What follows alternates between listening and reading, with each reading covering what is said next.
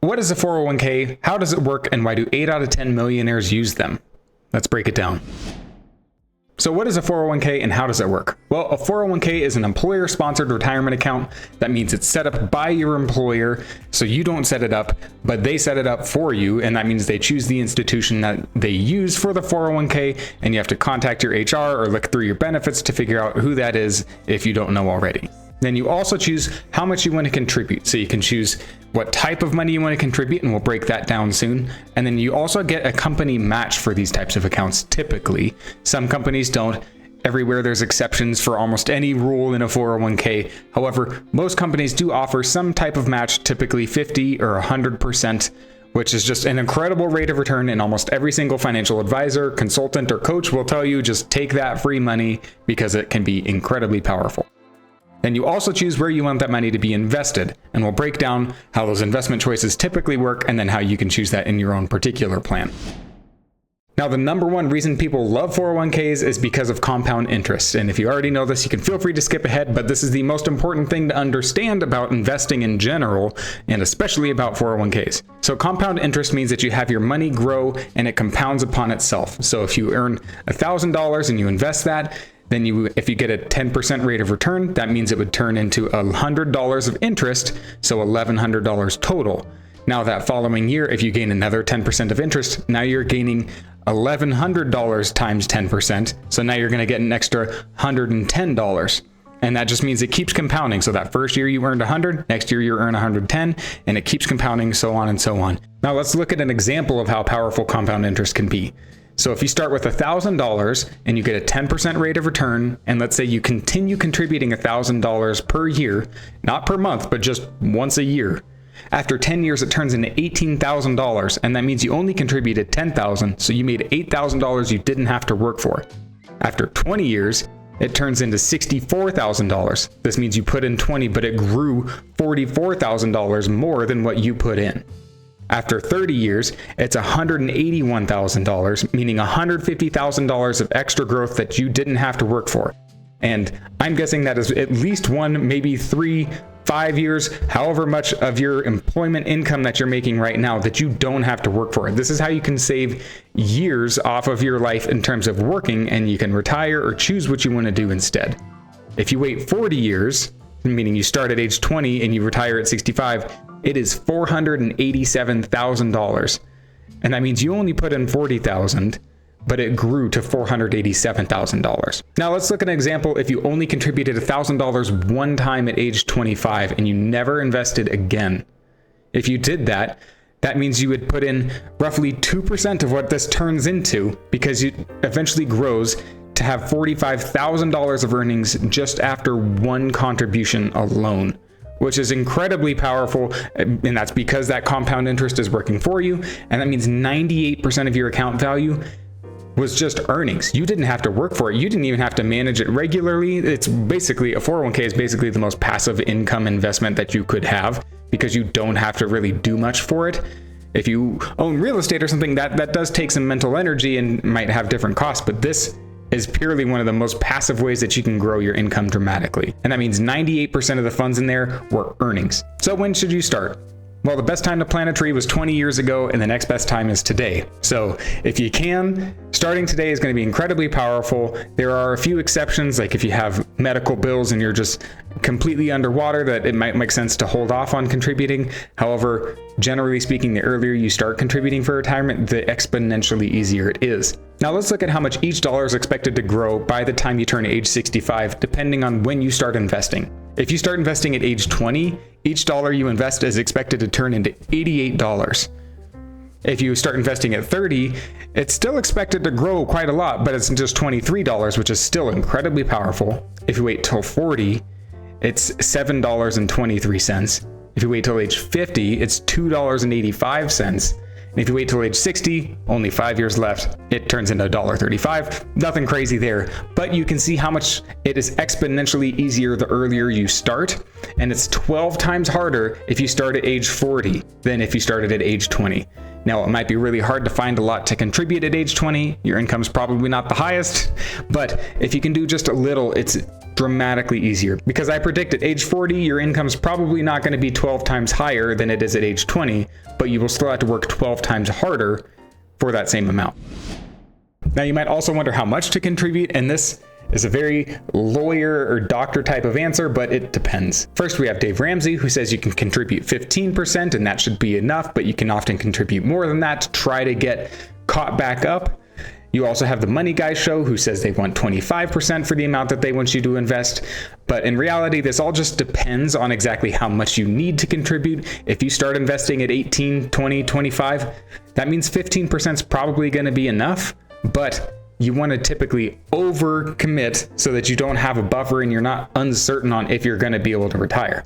Now, if you wait till age 40, you might be more inclined to have to do 25% or even higher if you've not invested at all before. It really depends, but a common budgeting rule is that you want 50, 30, 20, where you have 50% going to your needs, you have 20% going to investing, and 30% going to wants. So in this example, you still have more going to wants than you have going to investing. But again, the earlier you start, the easier it is. And the more you do above just the minimum of what people might suggest, the more margin you have to have that confidence that you will be able to retire. Now let's talk about withdrawals. There are a few different types of withdrawals that you can take. In service, which means that you're still working for the employer or you're actively employed by them. That means in service. You can have some limited options for this, but typically it's only after the age of 59 and a half that you can really take all the funds out of the account. Or if you have a hardship distribution, let's say you're facing eviction or you have medical bills that are outstanding and they have to be recent, you might be able to take money out of your 401k for that. Keep in mind, might is the operating word for all of these types because every plan is different. You also have retirement or separation of employment distributions that you can take. So once you leave, you do typically have access to those funds, usually pretty quick. Sometimes you have to wait a month before you can fully take the funds. They want to make sure you have every dollar that's yours in there before you take it. They also have to make sure that you're fully vested in your funds, and we'll talk about that soon. But you can also roll the funds into a new company. So then when you start a new 401k, you can combine all of your accounts together and just simplify your life, which can often be nice just for quality of life. You can also have the funds paid out to you. However, this typically means that you are going to pay taxes and maybe a penalty depending on how old you are. You may also have the opportunity to keep the funds in the account as long as your balance is over $5,000 for most companies. Again, each plan can be a little bit different, but generally speaking, the vast majority of retirement accounts let you keep it there if your balance is over $5,000, even after you've left. Now let's talk about the biggest issue people have with their 401ks. It's that they treat it like it's a savings account or a bank account.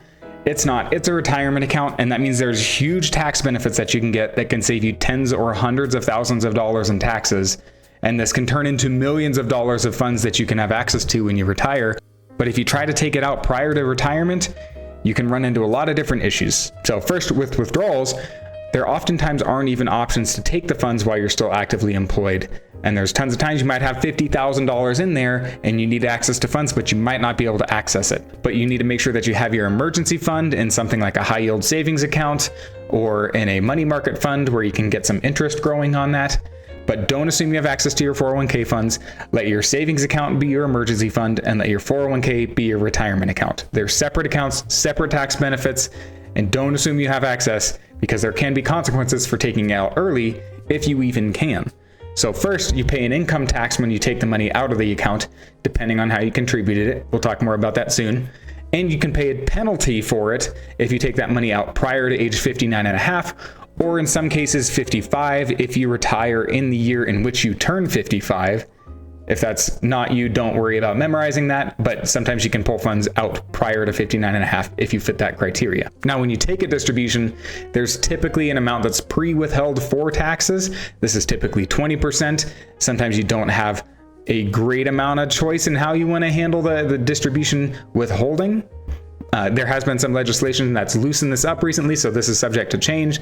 But typically, if you're in a 22% tax bracket or a 15% tax bracket and it's withheld at 20%, you might owe another 2% when you file for your taxes, plus the penalty, or you might get a slight refund if your tax bracket is under 20%. And again, the penalty if you're under 59 and a half or 55 in that one other case we talked about. Now let's talk about loans. Loans and 401ks, you essentially borrow from yourself and agree to pay yourself back with interest.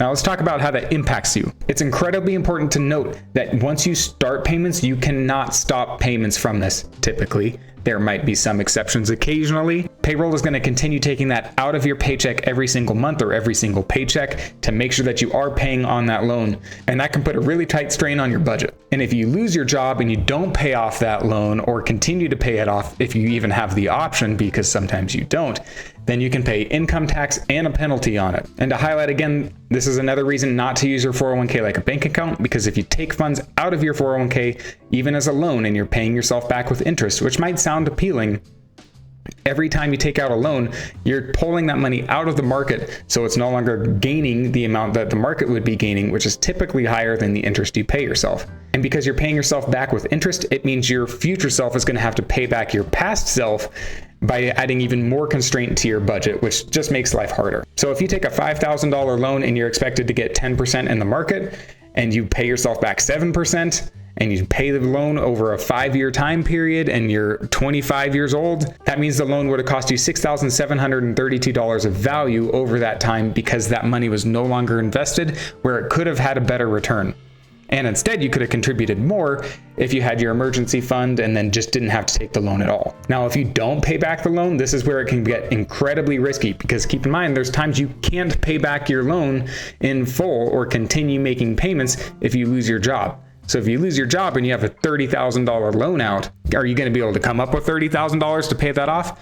Probably not. And you might not have an option to continue the payments on it, which means that you might just have to default on that, and then you pay the income taxes and a penalty on that.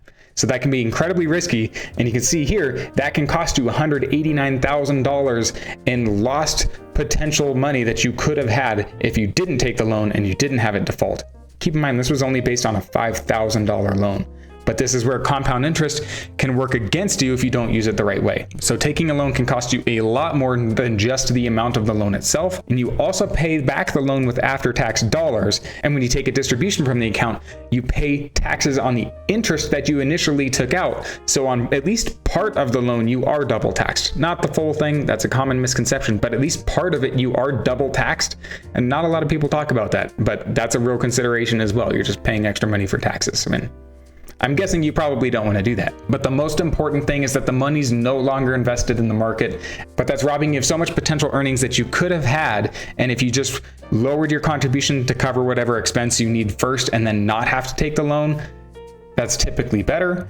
Now, I'm not saying never take a 401k loan. If you have something where you have like medical conditions or something and you need to get a surgery covered or something and you don't have other options, this can be a great last resort or extra option that you might have with your 401k that you might not have had otherwise. So there are some options that are still helpful here. You still might have those hardship withdrawals. You might have this loan option. Again, it depends on every type of plan because they all can be different, but there can be really good benefits out of this. However, it's still really harmful to the long-term goal of everything, so it's a matter of weighing the pros and cons and figuring out if it is a need for your current situation.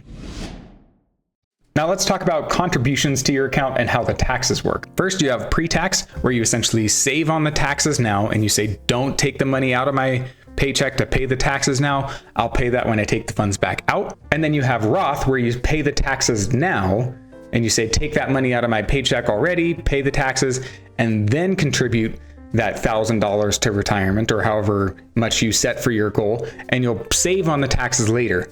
Now the basis, that's the amount that you put in, as well as the earnings, are tax-free, which is incredibly powerful and one of the best wealth building tools. So the younger you are, the more benefit you're going to get out of this, and it can be incredibly powerful. And we'll look at an example here soon. There's a few things to note. There is a 10% penalty if you take the funds prior to age 65. Also, there are limits to how much you can contribute. It depends on what year you're watching this in, but in 2026, it's going to be $24,500. After age 50, you can contribute another catch-up contribution. So then that turns into $32,000 total if you're over the age of 50. And if you have a high income, in 2026, that limit is $145,000. Then that means you're no longer able to contribute to your 401k through pre-tax or Roth funds, but you could have options for after-tax contributions, which can still be particularly helpful, especially if you have an option to convert it into Roth, and that's called a mega backdoor Roth contribution. If you want, go look up more information about that. If you don't have that situation apply to you, Don't stress about memorizing that. So let's look at an example of pre-tax versus Roth contributions and how they can be really impactful and how they can help you. So let's assume you contribute $1,000 and it grows at 8% per year. So we're going a little more conservative with the estimate here. And let's say you have it invested for over 40 years. Then that means that ending value would be expected to be $21,700. Now with pre-tax, that meant you would have paid $0 in taxes now, and then you pay income tax on that $21,000 when you retire. Let's estimate that your tax bracket might be 15%, which is the most common tax bracket at the moment. And that is $3,258 that you would pay in taxes when you take that contribution back out. Now let's look at Roth.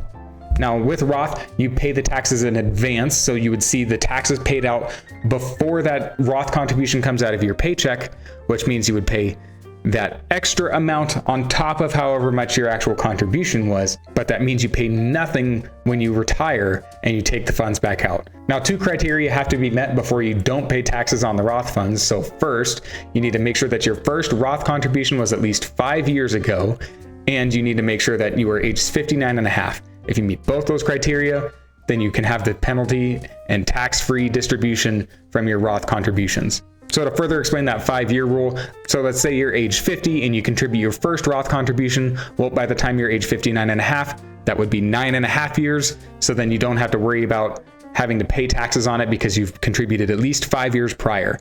Now, if you wait till you're age 60 to do your first Roth contribution, then that means you would have to wait another 5 years before you can take it out without the earnings and the basis being tax-free. While we're talking about contributions, it's really important to think about what vesting is. So what is vesting? Vesting is essentially ownership, meaning the longer you work for a company, you get ownership of the employer match.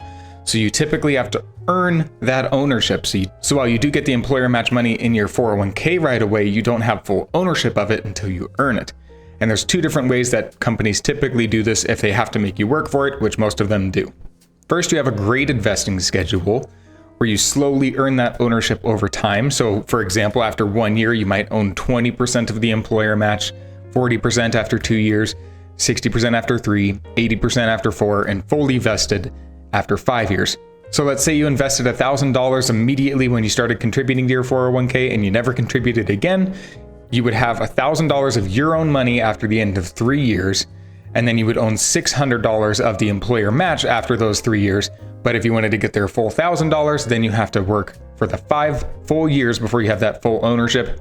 This doesn't reset for every employer match, so once you reach 100% vesting, you immediately have full ownership of every contribution your employer puts in the future going forward, unless there's some bizarre exception.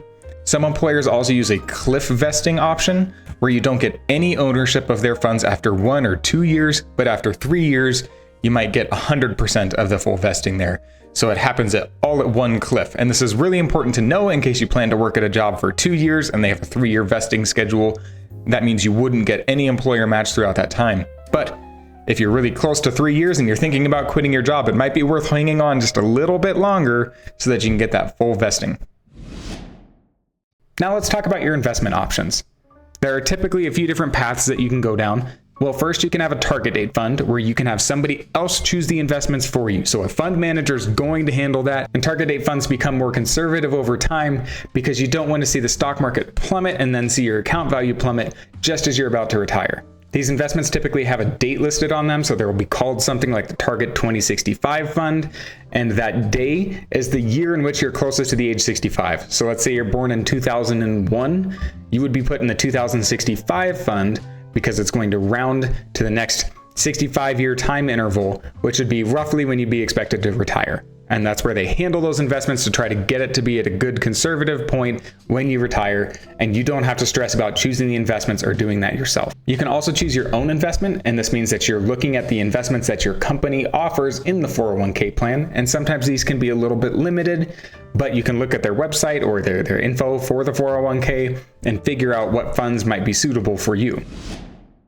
Now let's talk about stocks, bonds, and mutual funds or index funds and how those all function in a 401k, because it's really important that you understand that so you can understand how this works and how other investments work. Now, stocks represent ownership of a company. So if you own part of Google, for example, then that means everybody who works at Google, including their CEO, is working to make you wealthier. And this is how the rich get richer, because they start making all these different ownership deals by having part ownership of companies, and they're doing that through stocks. And that's how the wealthy get wealthier, or at least one of the ways, and that's how you can do that too. Now, people buy those stocks expecting that they're going to either increase in value or that they're going to pay a dividend. Now, typically in 401k plans, you might not have an option to buy just random stocks like Google. But if you do have that option, you might be able to have a dividend get paid back out to you. Typically, if there is an option, it's your own employer's stock. So the company that you work for might allow their stock to be held in their 401k plan. Now, when you have a stock that pays a dividend, the stock price is going to go down by that value. So if you have a $100 stock and they pay $5 back out as a dividend, then that means the stock price is going to fall to $95, but then you're reinvesting it if you choose that option, and then you just rebuy part of that fund back again. So you have that option typically of either reinvesting or having that stock dividend paid back out to you, and then you can just have the benefit of having a little extra money. Now, typically, if you want to just continue letting your account grow, you would generally select to just have it reinvested, and you just keep letting that compound interest work for you over time. What are bonds? Bonds are a type of loan where you agree to loan money to a bank or a government, and then they pay you back with interest. Now, you receive that original amount that you loan them. Let's say you loan $1,000 as a bond, then they pay you back $1,050 in a year. Now, bonds are safer than stocks, but that doesn't mean they're completely risk-free, so they can still have some fluctuation, but they generally don't return as much money as stocks do either. What's a mutual fund? Well, instead of buying just one stock like Google or Apple, you can buy a compilation of hundreds of stocks through mutual funds. So they essentially let you have part ownership of tons of different companies. And even if you invest $1, you're going to have fractions of pennies going to tons of different companies. And it prevents the issue of putting all your eggs in one basket, because it can be incredibly risky to put all of your retirement just in your company stock or in one particular company. It becomes a lot safer to diversify beyond that, so that if one company goes bankrupt, that you don't end up losing all of your retirement or a significant portion of your retirement. So target date funds use this concept to try to make it more conservative over time. So you'll have mutual funds in your target date fund that are stock based early on, and then as you get closer to retirement, they start becoming more bond focused.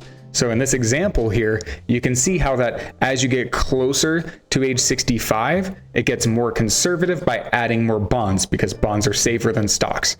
So you get the extra benefit of the longer amount of time to give a bigger return through stocks early on, and then you have bonds that come in later to then help try to balance that out. So if the market goes down, your account doesn't go down as much, but it's still at least working for you through those bonds. One of the most important lessons that you can learn in finance is to trying to find ways to make things easy for you.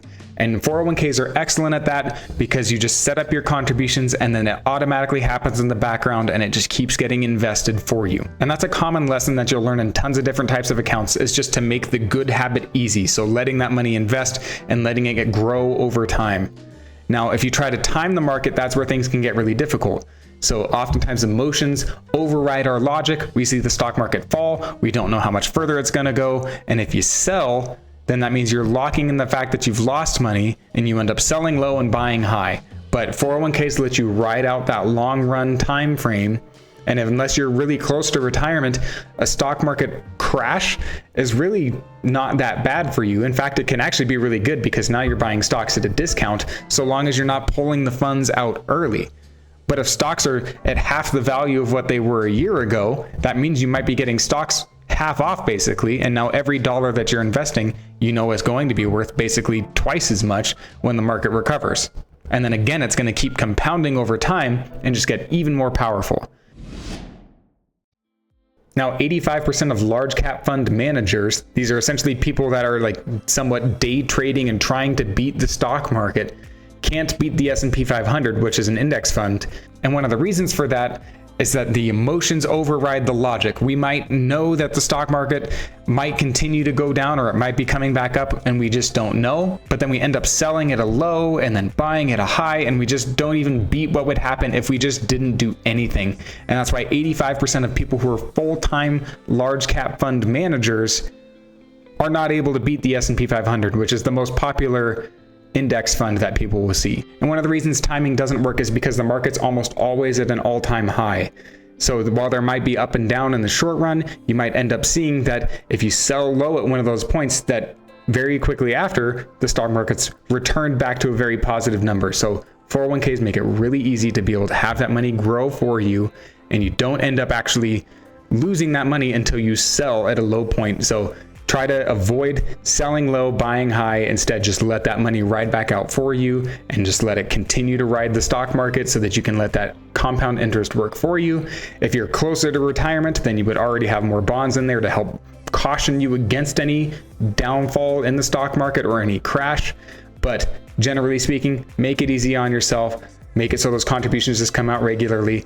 Try to not take your funds out of your 401k prior to retirement unless you absolutely have to, and just make it easy for yourself. Let it grow. So if you want to keep learning more about that, make sure to subscribe and follow for more finance tips.